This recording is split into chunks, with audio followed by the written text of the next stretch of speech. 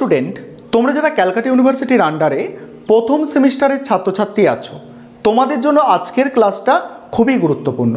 আজকের ক্লাসে যে বিষয়টা নিয়ে আলোচনা করব, তোমাদের প্রথম সেমিস্টারে নতুন সিলেবাস অনুযায়ী যে কম্পালসারি ইংলিশ প্রত্যেককে পরীক্ষা দিতে হবে, 50 নম্বরের পরীক্ষা হবে এই কম্পালসারি ইংলিশ সাবজেক্ট, যেটার নাম দেওয়া হয়েছে AEC।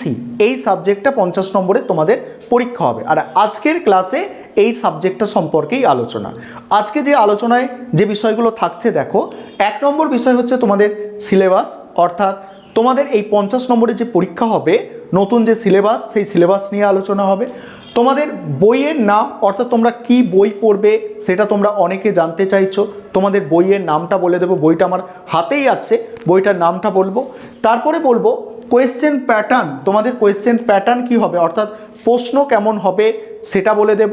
তারপরে যেটা PYQ কোয়েশ্চেন, অর্থাৎ আগে পুরনো সিলেবাসের প্রশ্নপত্র কেমন হতো, একটা প্রশ্নপত্র মডেল প্রশ্নপত্র বিগত বছরের তোমাদের দেখিয়ে দেব, যে বিগত বছরের একটা প্রশ্নপত্র দেখাবো।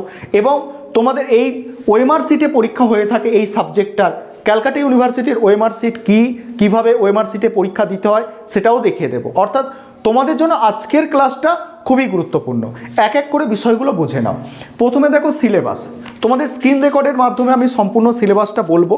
তোমাদের এটুকু সংক্ষেপে বলে রাখছি যে তোমাদের পোয়েট্রি অর্থাৎ কবিতা যে আছে, কবিতা আছে তোমাদের 3টে এবং গল্প তোমাদের আছে 3টে, অর্থাৎ তোমাদের 3টে কবিতা এবং 3টে গল্প। এই হচ্ছে তোমাদের সিলেবাস, অর্থাৎ এখানে গ্রামাটিক্যাল কোনো পার্ট কিন্তু থাকছে না তোমাদের এই সিলেবাসের মধ্যে।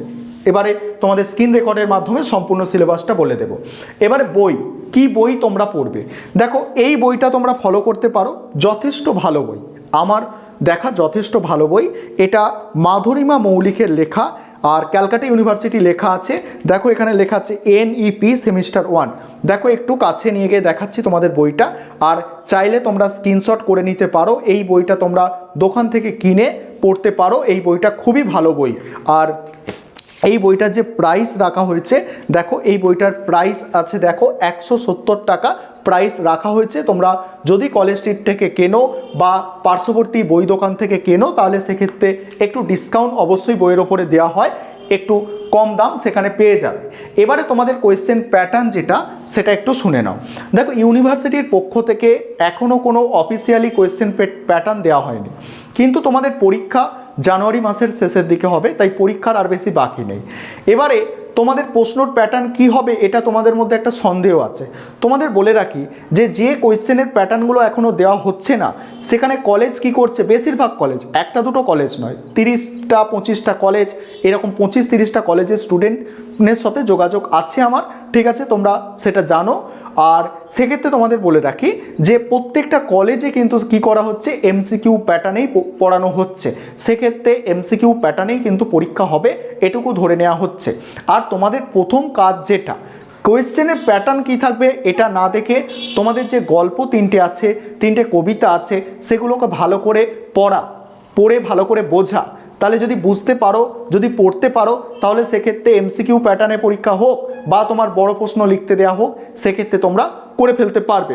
আর তোমাদের এটুকু বলে রাখি যে MCQ প্যাটার্নেই হবে পরীক্ষা, আর বেশিরভাগ কলেজে কারণ MCQ প্যাটার্নই করাচ্ছে, কোনো কলেজেই বড় প্রশ্ন করাচ্ছে না। তাহলে কোয়েশ্চেনের প্যাটার্ন তোমরা দেখতে পারলে। এবারে এই যে দুটো বিষয়, এটা তোমাদের স্ক্রিন রেকর্ডের মাধ্যমে দেখাতে হবে। তোমাদের এই যে সিলেবাস, PYQ কোয়েশ্চেন আর ওএমআর সিটে কেমন পরীক্ষা হয়, এটা তোমাদের কিন্তু স্ক্রিন রেকর্ডের মাধ্যমে দেখাতে হবে। স্ক্রিন রেকর্ডের মাধ্যমে দেখিয়ে দিচ্ছি।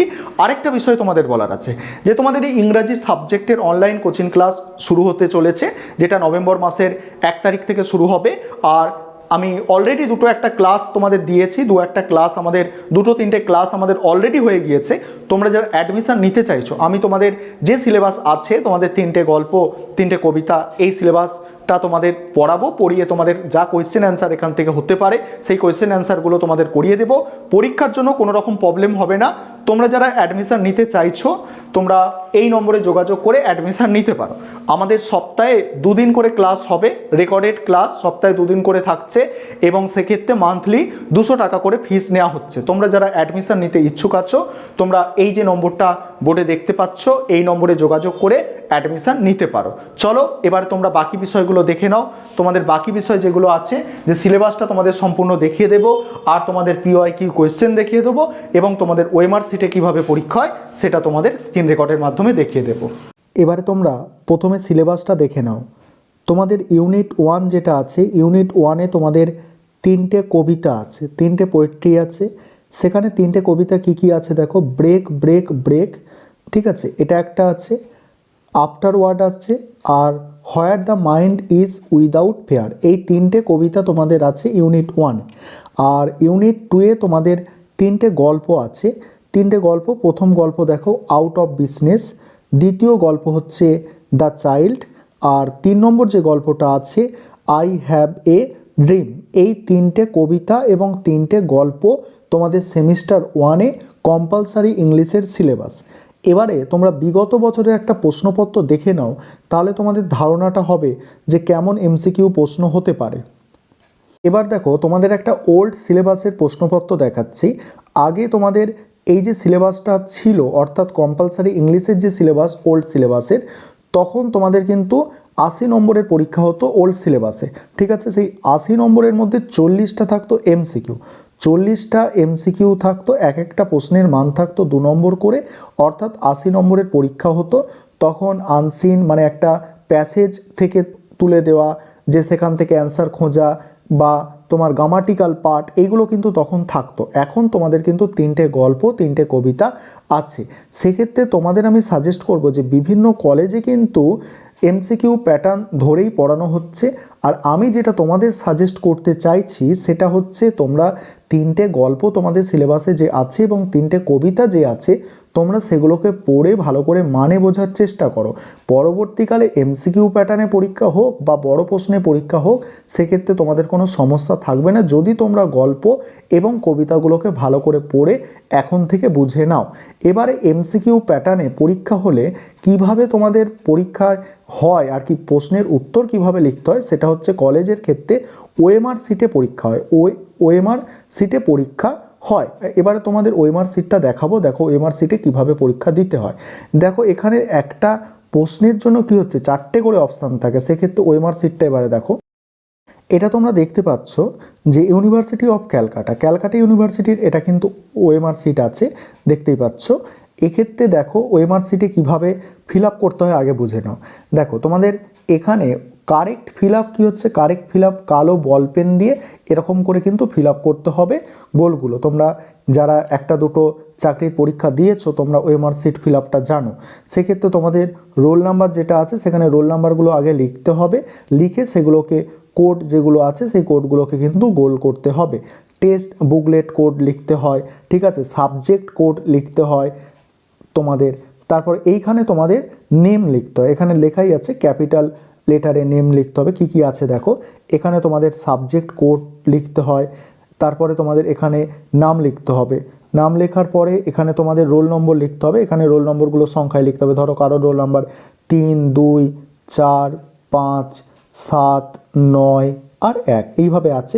3 আছে 3টাকে গোল করতে হবে, 2 আছে 2টাকে গোল করতে হবে, এইভাবে। টেস্ট বুকলেট সিরিজ যেটা আছে এটা কোয়েশ্চেন পেপারেই লেখা থাকবে, সেটা এখানে বসাতে হবে এবং তারপরে সেগুলোকে গোল করতে হবে। আর এখানে হচ্ছে দেখো এইখানে হচ্ছে মেন প্রশ্ন। ধরো 1 নম্বরের প্রশ্নের অ্যান্সার মনে হচ্ছে কারোর বি, সেক্ষেত্রে বিটাকে গোল করতে হবে। 2 নম্বরের প্রশ্ন মনে হচ্ছে কারোর অ্যান্সার ডি হতে পারে, ডিটাকে গোল করতে হবে, আর এগুলো কালো বল পেন দিয়ে গোল করতে হয়। এইভাবে তোমাদের OMR সিটে অর্থাৎ MCQ পরীক্ষাগুলো ক্যালকাটা ইউনিভার্সিটির আন্ডারে সমস্ত কিন্তু OMR সিটে হয়, আর OMR সিট এইভাবেই ফিল আপ করতে হয়।